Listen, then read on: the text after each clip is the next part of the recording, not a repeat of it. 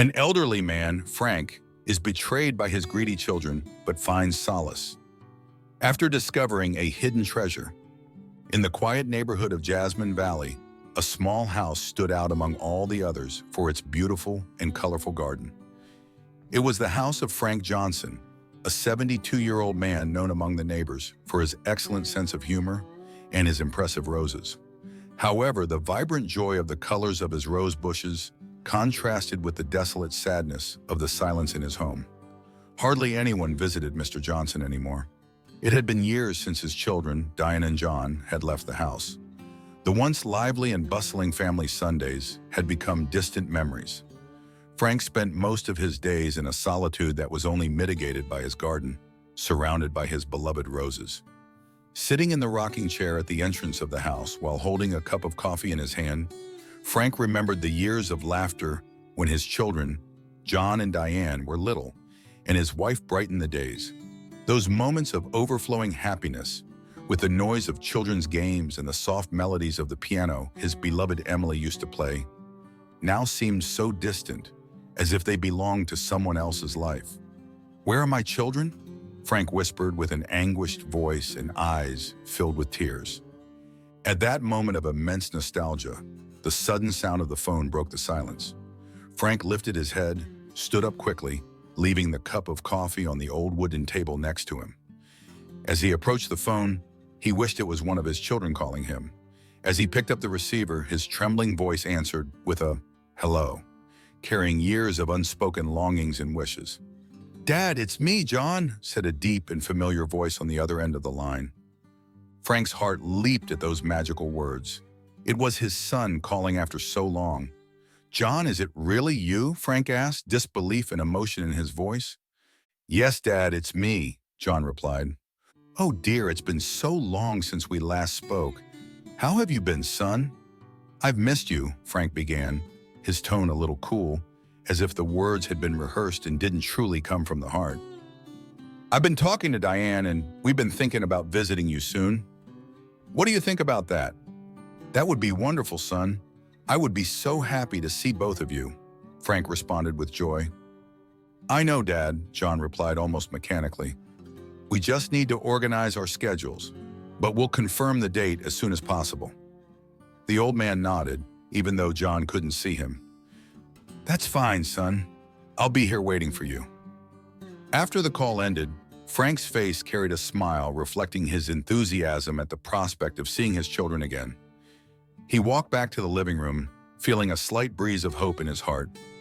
That simple gesture, the promise of a visit, had brightened his day like the sun after a storm. However, what he didn't know at that moment was that the call would change everything in his life. The coming days would bring unexpected revelations and situations that would test his strength. The following Wednesday night, it was very late, later than Frank was used to staying awake. But that day there was a special reason to stay alert. Sitting in his chair by the window, he looked out at the empty and silent street. Tiredness began to weigh on his eyelids, but the excitement and anxiety over his children's visit kept him awake. Finally, in the midst of the dark night, Frank saw the lights of a car. His heart raced as he watched the vehicle stop in front of his house. Through the foggy window, he could make out the figures stepping out of the car. John and Diane, both with worried faces. They got out of the car and walked toward the entrance. Diane, carefully made up to look younger than she really was, looked at her brother and asked, "Do you think he'll believe what we're going to tell him?" she muttered nervously under her breath. John, with a furrowed brow and a look of uncertainty on his face, gently squeezed his sister's arm. "Shut up. You don't want him to hear. He has to believe us. We have no other choice." John felt the same fear as she did, but he knew they had to stay calm to avoid worsening the situation. When they reached the entrance, John paused for a moment, took a deep breath, and knocked on the door. "Son?" Frank exclaimed, hugging them warmly. "It's so good to see you. Come in quickly. It's very cold outside. I've prepared dinner." They sat down at the table, and Frank served the food he had so carefully prepared. The aroma of the stew filled the dining room, providing a sense of warmth and home. John and Diane began to speak casually, describing their days in the city with colorful details. They told Frank about their jobs, shared funny anecdotes about their friends, and how much they appreciated the cultural activities the city offered. Frank listened attentively, enjoying every story. However, there was an air of unease in John and Diane's eyes, a secret they both guarded closely. While they ate, they were careful not to mention certain topics, carefully avoiding any allusion to what had really brought them there that night. There was something involving their father directly, and they knew that revealing it at that moment could bring consequences they were not yet ready to face. The days following that dinner witnessed a noticeable change in the family dynamic. John and Diane's visits became more frequent. They didn't just come to share a meal, but started getting more involved in their father's daily life. They helped with the garden, a task Frank had always done alone. They even started bringing him small gifts, gestures that, although modest in appearance, meant the world to Frank. These gifts not only showed affection, but also fueled Frank's hopes of perhaps regaining his children.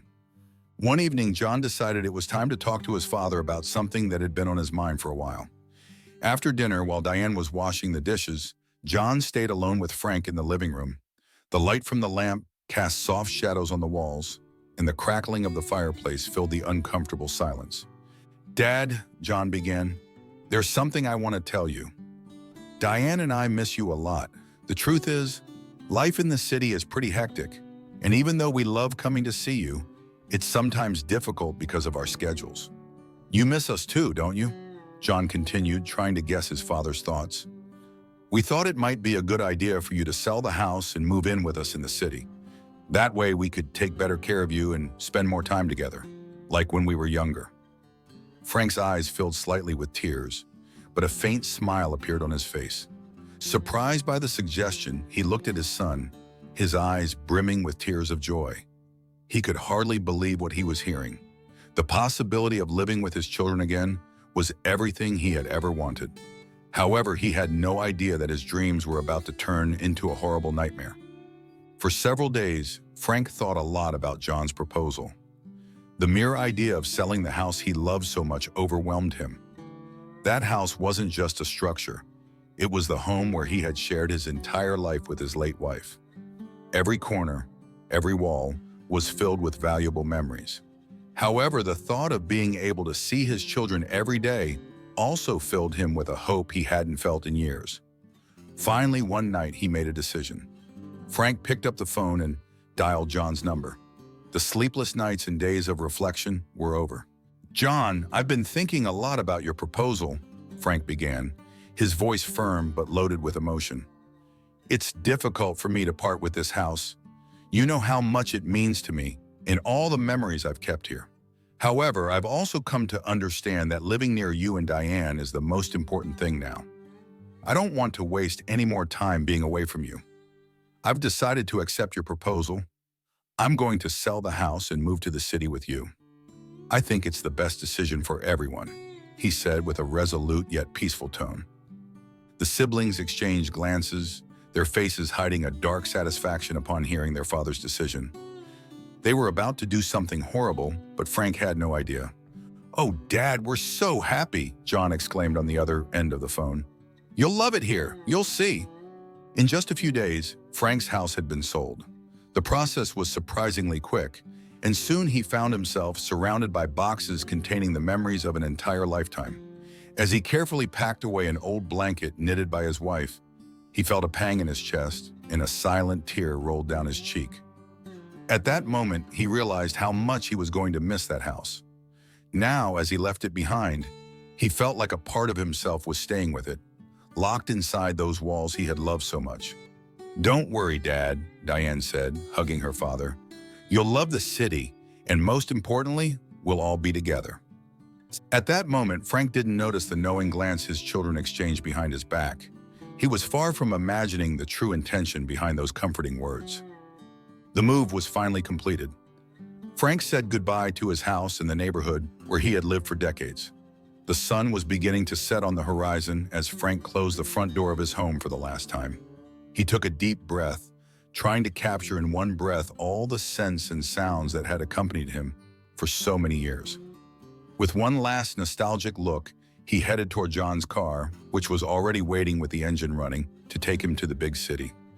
"Dad, You'll see that everything will be fine. You'll love the view from our apartment, John said as they drove away from the neighborhood. The journey was long and quiet. The car's engine hummed like a constant whisper. Frank watched the changing landscape through the window. The green fields and dirt roads gave way to tall buildings and streets full of people. Upon arriving in the city, Frank felt a strange sensation, as if something wasn't right. They weren't stopping in front of an apartment building as he had been told. Instead, the car slowed down and stopped in front of the entrance to a nursing home. A lump formed in Frank's throat. He looked at Diane, seeking an explanation, but she avoided his gaze. John got out of the car and opened the back door. "Dad, we've thought a lot about this, and we believe this is the best option for you," John said with a firm but emotionally restrained voice. "Here, they will be attentive to your needs at all times. We're sorry we didn't tell you the whole truth from the beginning, but there's no room for you in the apartment. You'll be more comfortable here, and you'll be able to make friends. Plus, with the money from the sale of the house, we were able to secure you an excellent place here." In reality, they had kept practically all the money from the sale. They needed to pay off their countless debts and had found the cheapest nursing home they could for their father. Frank felt the ground tremble beneath his feet as he got out of the car. He looked at his children, hoping to see some sign that this was just a cruel joke, but no such thing happened. He looked at the gray, austere building with its aligned windows like empty eyes staring at him. Not a single flower decorated the landscape. No sign of the home he had imagined. With a deep sigh, Frank walked toward the entrance, feeling that each step took him further away from the dreams he had nurtured during the journey. "Dad, we're really sorry," John said. "We'll visit you as often as we can." Frank felt betrayed, scammed, and abandoned. If he had even suspected this outcome, he would never have sold the house that held the memories of his entire life, especially those of his beloved wife. Tears filled his eyes as he took in the reality that surrounded him. He had no choice but to enter the nursing home, a place that symbolized the end of his days of independence. Every step toward the entrance was a painful reminder that he had nowhere else to go, that all the dreams and promises were now fading away behind the walls of that gray and lonely building. However, fate still had a great surprise in store for him. Life inside the nursing home meant a huge change for Frank. He lost his garden, the one place where he found peace amidst the noise of life. He also lost his independence, an autonomy he had built through years of hard work and perseverance. But the most painful loss was seeing how his children's promise to visit regularly disappeared like a mirage. The days passed, one after another, wrapped in a monotonous and lonely routine, and the visits never happened. However, Frank was a strong man. He had lived through tough times in life and had always faced adversity with courage. He knew there was no other option but to confront the situation with renewed strength. Despite the pain and sadness, Frank decided to adapt to his new reality. One afternoon, while sitting in the nursing home's common room, he noticed an old house for sale across the street. Something about that house caught his attention. It seemed as lonely as he was. That night, Frank couldn't sleep. The image of the old house kept crossing his mind. Then he remembered the savings he had set aside, savings his children knew nothing about. It wasn't that he had hidden them. The opportunity to mention them had just never come up. Over the years, he had always supported his children financially whenever they needed it, and those savings had never been necessary before. But now that lonely house across from the nursing home seemed like an opportunity, a new hope for him. Frank decided he would use that money to buy the house. "I'm stronger than they think, and this will be my new home," the old man thought. The next day, he went to the nursing home administrator to start the necessary arrangements. Although he felt a knot in his stomach due to the uncertainty, there was also a spark of excitement. This decision was more than just a simple purchase. It was a reaffirmation of his independence and a new bet on his happiness. It hadn't been long since Frank had sold his house in the town, so the moving boxes were still packed. This greatly facilitated his transfer to the new house. The process was quick and easy. As soon as Frank arrived at his new home, he felt an indescribable peace. As he unpacked his belongings and familiarized himself with every corner of the house, a smile formed on his face. This house represented a new beginning. And although it needed some repairs, Frank was determined to make them. Shortly after moving in, the elderly man met his new neighbors, a young couple with 5-year-old twins. Samantha and Lawrence were very kind and immediately offered to help him with the repairs the house needed. "Mr. Johnson, this house could use a bit of paint and a lot of cleaning," Lawrence said, looking around, "and I think we could help you with that." Frank couldn't believe the kindness of his neighbors. He wasn't used to receiving help, but his heart filled with gratitude for Samantha and Lawrence's generosity. Together, they began the project of renovating the house. Over the following weeks, Frank and his new friends worked tirelessly to fix each room in the house. They painted the walls, cleaned the floors, and repaired any damage they found. But beyond the physical work, what truly surprised Frank was the connection that had developed between them. Despite the age difference, they shared a genuine friendship, and his neighbors cared for him. As they finished each room, Samantha and Lawrence invited Frank to their home for family dinners and even outings to the park with their kids. It was then that Frank understood the true meaning of home. It wasn't just about having a house, but about having people around you who care for you and make you feel part of something bigger. The old house began to come back to life. The walls received new colors, the garden blossomed, and the once lonely house was now full of laughter and conversation. Months later, Frank's children, John and Diane, found out that their father had bought a house and had left the nursing home. They had spent so much time without asking about him that when they learned what had happened, they couldn't believe it. They were furious and felt betrayed since they didn't know about those additional savings. The news hit them like a bucket of cold water, unleashing a mix of anger and frustration. How could our own father have bought a new house without even telling us? They thought. They felt deceived, thinking that their father had no right to hide that money from them. One day, John and Diane decided to visit him. They had to see with their own eyes what they had been told. "Dad, you really surprised us," John said, his voice filled with fake joy. "Yes, Dad, you've really shown us how independent you are," added Diane with a forced smile. Frank was so happy with his new life that he simply smiled at their comments. He knew their words were filled with disbelief and reproach, but he didn't let that tarnish his happiness. He felt rejuvenated, proud of what he had achieved, and surrounded by the warmth of new friends. However, Frank didn't know that even greater changes awaited him. Life had more challenges in store, which would test his determination and character. John and Diane didn't even want to enter the house. They were so upset by their father's decision that they preferred to stay at the door, arguing that they had a lot of work to do and didn't have time for a longer visit. "We're glad you're doing well, Dad, but we have to go," said John, glancing impatiently at his watch. "Yes, we have many things to do," added Diane, avoiding eye contact with Frank.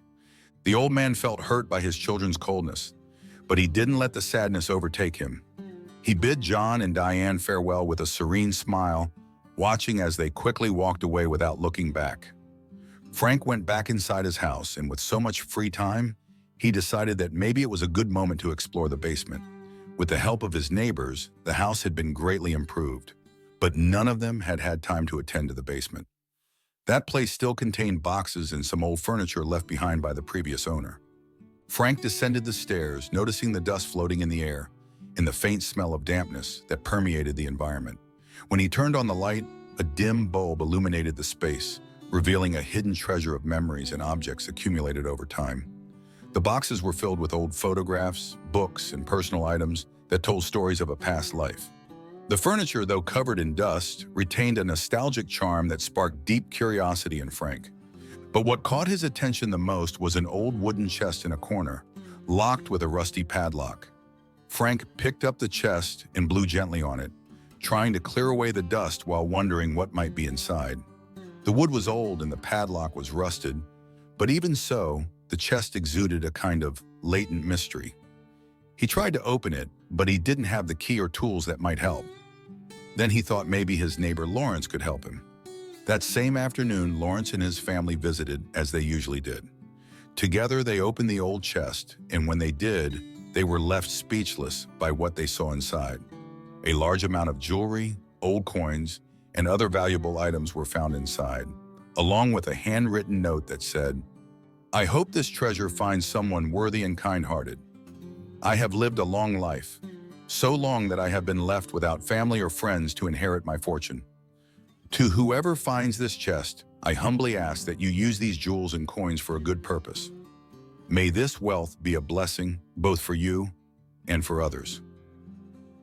The note, written in an old and somewhat shaky handwriting, left Frank and Lawrence in deep reflection.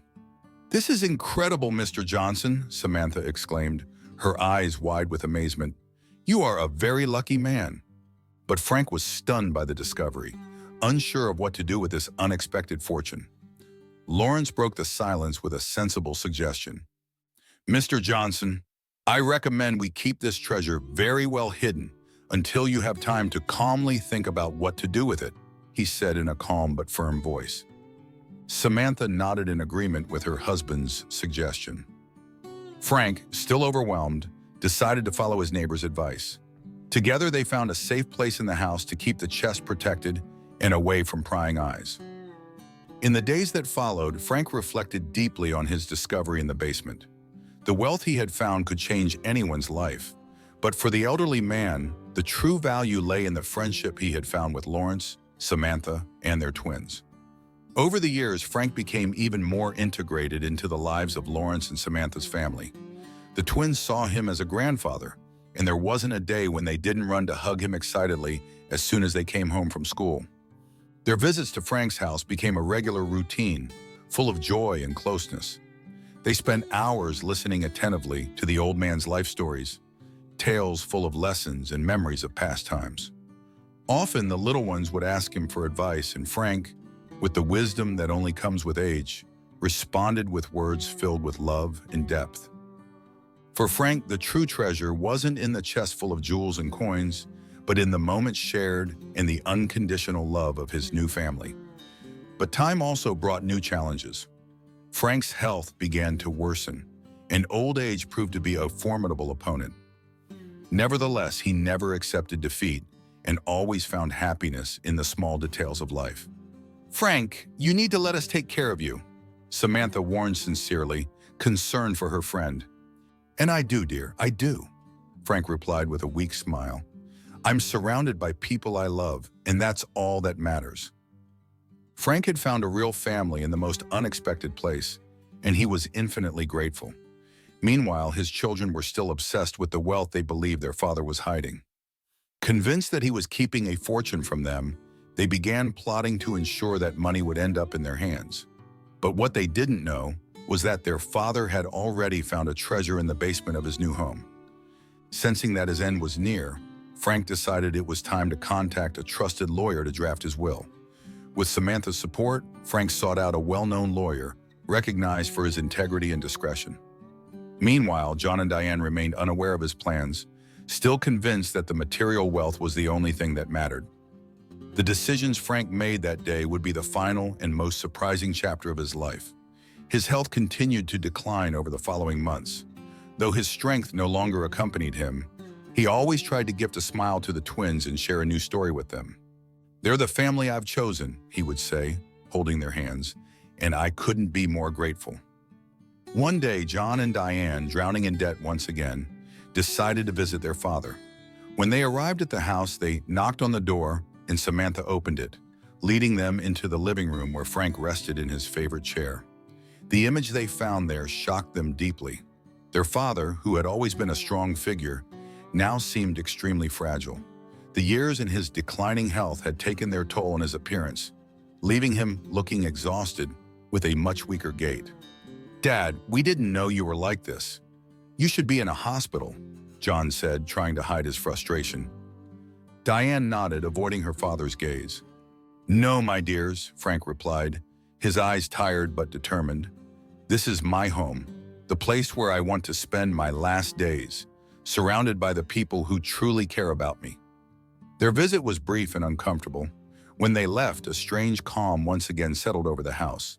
Frank sighed as his gaze drifted toward the window. "I hope one day they can be happy. They've hurt me so much, but I wish them the best," he whispered softly, as the light of the sunset gently illuminated his tired face. Memories of the past mixed with his present thoughts, creating a sense of melancholy and hope. Though his body was weak, his spirit still held great love for his children. That was the last time Frank saw his children. Somehow he knew that his time was running out, but he wasn't afraid. He had his new family, Lawrence, Samantha, and the twins. And he had a perfectly designed plan, a plan that would bring justice and balance to everyone. One night, Frank's time finally came. Samantha never left his side, holding his hand gently and offering comfort. Frank's breath grew slower and weaker until, with one final peaceful look toward Samantha, he exhaled his last breath. Samantha felt a mix of sadness and relief, knowing that though her adoptive father was no longer physically with them, his suffering had ended. With tears in her eyes, she kissed his forehead and promised she would take care of everything. The next morning, Lawrence broke the news to their children. Far from showing grief, they felt a deep sense of relief upon learning of their father's passing. Instead of tears or sorrow, their minds immediately focused on the inheritance they hoped to receive. For them, Frank's death wasn't an emotional loss, but a financial opportunity they eagerly anticipated. Though they tried to hide their true feelings in front of Lawrence, their thoughts were clearly focused on the material benefits to come. At the end of the funeral, a serious-looking lawyer approached John and Diane. "I'm Silas Freeman, Mr. Johnson's lawyer," he said, handing them sealed envelopes. "He asked me to give these to you after the funeral. I expect you next week at my office, where we will read his will." John and Diane couldn't contain their excitement as they received the sealed envelopes. For years, they had doubted their father's ability to handle his affairs. But at that moment, they felt proud that, for once, Frank had done things right. The idea that all his assets were perfectly arranged gave them immense peace of mind. Meanwhile, Samantha and Lawrence stood to the side, watching in amazement as Frank's children showed no signs of grief over their father's recent passing. As the minutes passed, it became increasingly evident that their glances reflected insatiable greed, a fervent desire to take control of the inheritance Frank had left behind. John and Diane were so absorbed in their thoughts of the wealth to come that they almost didn't notice when the lawyer turned to Lawrence and Samantha, handing them sealed envelopes as well. The surprise was palpable on their faces. They couldn't understand why their father would have left something for these people, whom they considered outsiders to the family's affairs. They exchanged incredulous and slightly indignant glances, wondering what those envelopes contained and why Frank had included them in his will. The final move in Frank's plan was about to unfold, and it would leave everyone astonished. Lawrence and his family returned home, unable to leave the house that now felt so imbued with Frank's presence. For 2 whole days, they dedicated themselves to remembering the old man and organizing everything in the way he had liked it, wrapped in a mix of nostalgia and love. The letter the lawyer had handed them rested unopened on the entry table. None of them had found the courage to open it yet. The days passed in a kind of silent vigil, a tribute to the life of the man who had marked them so deeply. Until one evening, Samantha decided it was time to open the envelope. She sat with Lawrence by her side and slowly unfolded the letter inside. "My dear friends, if you're reading this, it means I'm no longer with you. Please don't be sad. Remember all the laughter and the good times you've given me over the years. My life was full and happy thanks to each one of you." Frank continued in the letter, expressing his deep gratitude and love for Samantha, Lawrence, and their children. At the end of the letter, there was a brief mention of his will. "In regards to the will, you will discover everything during the reading, but I want you to know that I have tried to do what I believe is fair. I love you all with my whole heart and hope you will be well." After reading those words, a heavy silence filled the room. Samantha, Lawrence, and their family looked at each other with eyes filled with tears. Frank's message left them all deeply moved, but it also planted a seed of curiosity. Samantha and Lawrence couldn't help but wonder what Frank meant by doing what was fair. What decisions had he made in his will that he considered just? The days passed, and finally, the long-awaited day of the will reading arrived. Lawrence and Samantha arrived punctually, their hearts beating with a mix of nostalgia and nervousness. John and Diane also showed up, eager to know what their father had left them. The atmosphere in the lawyer's office was thick with tension and expectation. "Ladies and gentlemen," Mr. Freeman began, his deep voice resonating in the room, "I am here to fulfill a duty that has been entrusted to me. to read the last will of Mr. Frank Johnson. He paused briefly, looking at everyone present, and then continued. If you are all ready, I will begin. The tension in the room was palpable as the lawyer began to read the document in his hands. The words were clear and direct. To my children, John and Diane, I leave my valuable collection of books and glassware, Mr. Freeman solemnly announced. John and Diane exchanged glances of displeasure. Neither the books nor the glassware interested them in the least. They had expected their father to leave them something of greater value, something they could consider a real inheritance. The expressions of disappointment on their faces were evident, and the tension in the room increased as the reading continued. However, what John and Diane didn't imagine was the next revelation that was about to unfold. Just when both thought nothing more could surprise them, Mr. Freeman made a pause, looked intensely at the audience, and proceeded to read the next clause of the will. To my dear friends Lawrence and Samantha, I leave the house in the city and the old chest from the basement, along with half of what's inside it, Mr. Freeman continued, making a brief pause that added dramatic effect to the announcement. With a monetary value equivalent to several $1 million, the remaining half of the treasure in the chest will be given to the twins, Lucas and Adriana. This fortune will be held in trust by their parents until they reach legal age. John and Diane swallowed hard, struggling to comprehend what they had just heard. Never had they imagined that two strangers would inherit their father's wealth. Now they found themselves in a situation where there was little they could do. The reading of the will finished, and everyone in the room was left speechless by what had just been revealed. John and Diane couldn't believe what had happened. Their father had practically disinherited them, completely.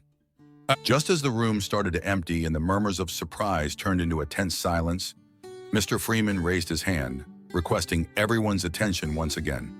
Before we conclude, I have one final message to deliver from Mr. Johnson to his biological children, the lawyer announced, as he pulled out an envelope from inside his briefcase. John and Diane stared at the lawyer as he opened the envelope and began reading the letter aloud. John, Diane, I have always tried to teach you that true wealth is not measured by material things, but by the lessons and blessings life offers. I hope that what I have left you will help you understand this message and value what is truly important. As for my money, you already received your share when you forced me to sell the house in the town, a sale you pressured me into, only to abandon me in a nursing home. You won't see another cent. The room erupted into chaos, murmurs multiplied, and the looks of shock turned into gestures of disbelief and anger. John and Diane, furious, jumped up from their seats and stormed out of the office, shouting, "This won't end like this," leaving a trail of indignation behind them. Meanwhile, Samantha and Lawrence remained seated, unable to react, their minds racing to process everything that had just transpired and to grasp how their lives were going to change from that moment on. The unexpected fortune that had fallen into their laps came with a weight of responsibility and decisions they had never imagined they would have to face. John and Diane, consumed with fury, could barely contain their rage. "How dare that old man leave a fortune to strangers?" Diane fumed as they settled into the car after the will reading. "We are his children. We'll contest the will. That money is ours," John declared angrily. "He was senile. He didn't know what he was doing," Diane responded with determination. "Yes, that's what we'll claim." Meanwhile, Samantha and Lawrence were in a state of shock. They had never expected anything from Frank, much less a house and a fortune to share with their children. "We can't accept this," Samantha said, visibly emotional. "He was our friend, not our benefactor." Lawrence nodded, fully understanding his wife's feelings. "But maybe we can use this fortune to do something good, as Frank would have wanted." The following weeks were filled with tension. John and Diane sought out the best lawyers they could afford, trying to contest their father's will. They argued vehemently, claiming that their father had been senile when he wrote the will.